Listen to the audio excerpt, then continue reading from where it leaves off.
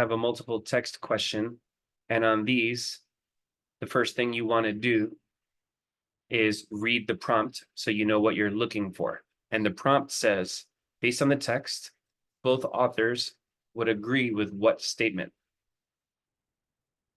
So therefore, we need to know what both authors are saying.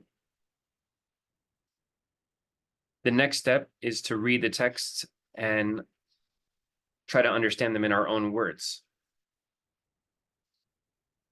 So text 1 says, animal species like the leopard can be found in many areas. However, tropical mountain bird species tend to be limited in the number of spaces they can live in.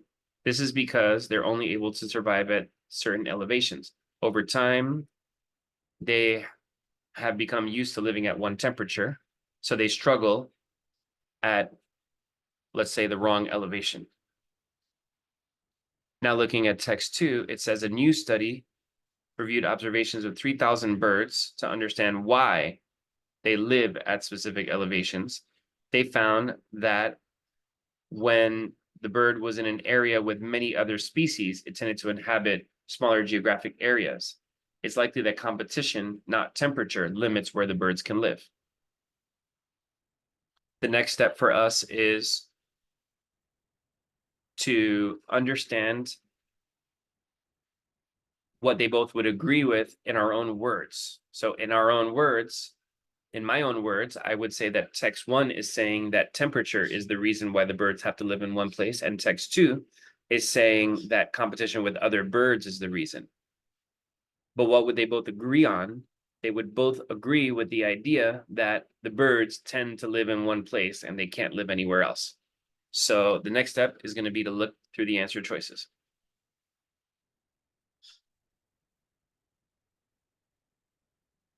Looking at answer choice A, they would agree that tropical mountain bird species are restricted in where they can live. That sounds like a great fair answer choice because both texts were talking about the reasons why that is the case. Answer choice B, scientists have better tools to observe tropical mountain birds than they did in the past. This is going to be wrong because there's no real discussion in either text about the development of better tools. Answer choice C, little is known about how they build their nests. And we can easily get rid of that one because there was really no focus on how they build their nests. And answer choice D says they live at high elevations, says that tropical birds who live at high elevations tend to be genetically similar. And we didn't really see any discussion about genetics here, so we can easily get rid of that one. And so the answer here is going to be A.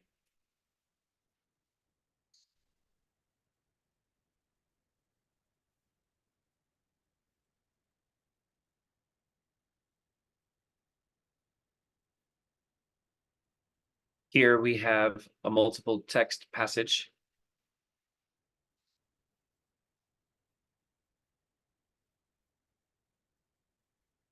Here we have a multiple text question.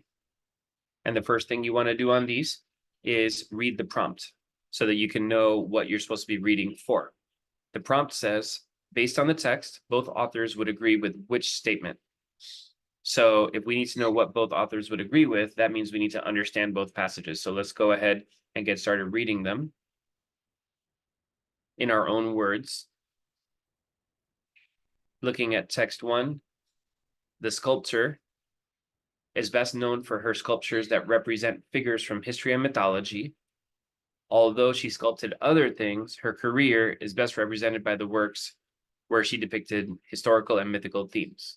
So her work was mainly about historical and mythical themes. Now looking at text 2, art historians have ignored the many portrait busts that she created.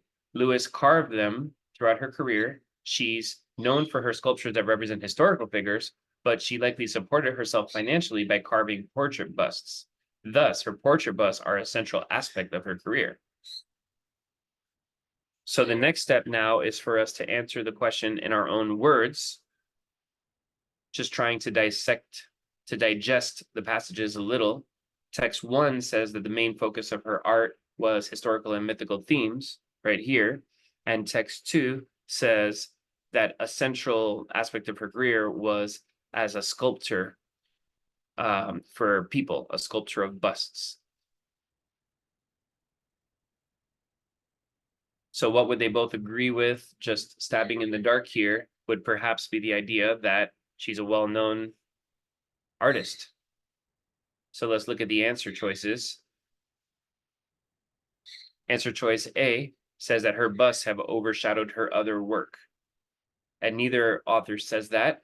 Text 2 was emphasizing the importance of the busts, but was also admitting that people don't really know as much about them. Now looking at answer choice B, the death of Cleopatra is her most famous piece. And we see no mention at all of that painting in text 2, so we can't pick it. Looking at answer choice C, sculpting representations of historical figures was a short-lived trend. I don't think they talked about how long of a trend that was, how long it lasted for. So we can definitely get rid of that. And last but not least, answer choice D, her works are varied. That one's going to work really well because both passages were basically saying, we know that she has done different types of art, but this is the one that's most central. So implied in that conversation is that they're both admitting that she did different types of art. So the answer here is going to be D.